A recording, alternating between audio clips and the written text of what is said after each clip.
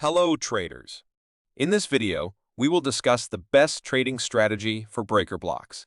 We will explain what breaker blocks are, why and how they form, and the psychology behind them.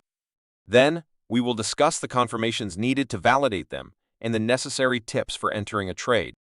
Finally, we will review and backtest the charts. As we continue, we will explain the following topics. If you find this helpful, please don't forget to like and subscribe to our channel.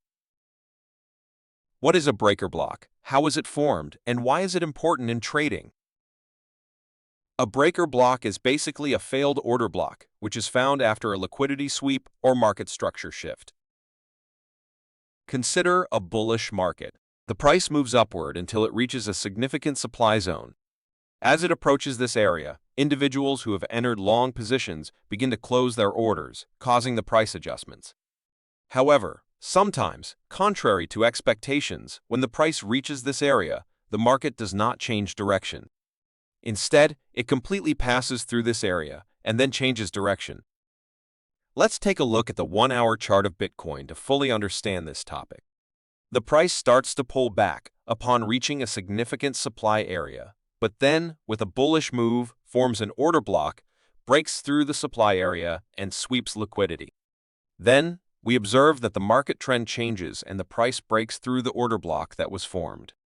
According to our previous definition, this order block turns into a breaker block. It's possible that when the price reaches this area, it will react, making it suitable for entering a trade. But what is the psychology behind breaker blocks, and why is it important in trading? As previously mentioned, when the price reaches a supply area, most buyers start closing their positions, and sellers enter the market considering this zone. This leads to a price correction. Sellers usually set their stop loss above the supply area, and when the market unexpectedly turns bullish, their stop loss gets triggered. This bullish move has formed an order block that has led to the breakout of a strong resistance. Therefore, it is considered a suitable entry area for buyers. If the price reaches the order block and surpasses it, when the buyers incur losses, they open more positions to compensate, causing a price correction.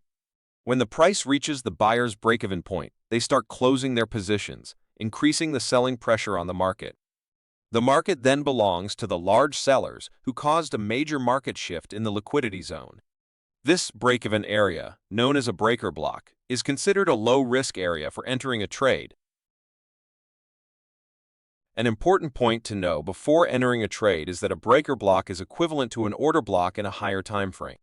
For example, the 3 candles that form a breaker block in the 5-minute time frame are the same as a single bullish or bearish order block candle in the 15-minute time frame. And now, the main topic is the confirmations needed for a breaker block to be a valid trading area.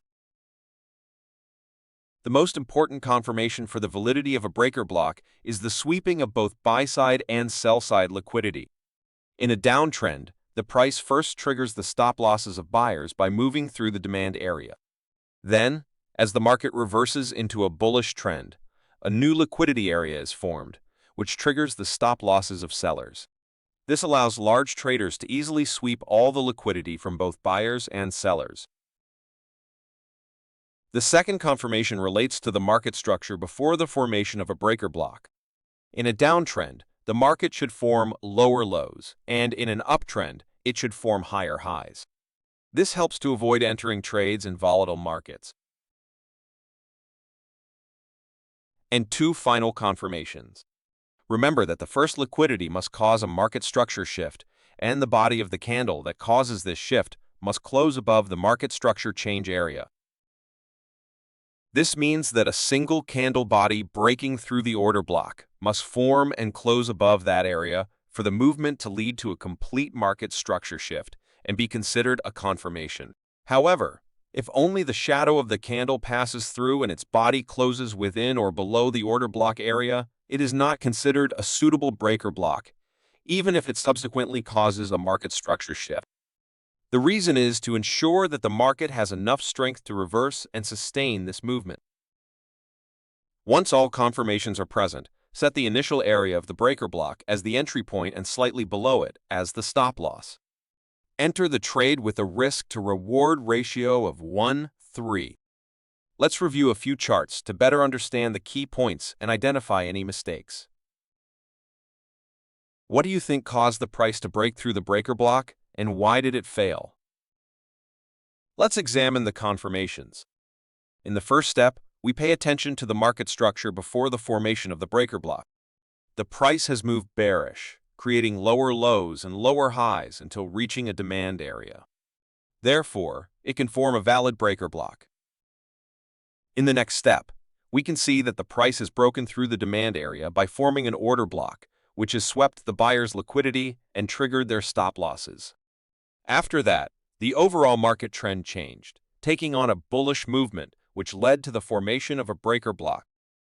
And then a new liquidity zone formed again, which the price managed to break through, moving towards the breaker block. Up to this point, all confirmations for this being a valid breaker block were present. But what caused this breaker block to fail?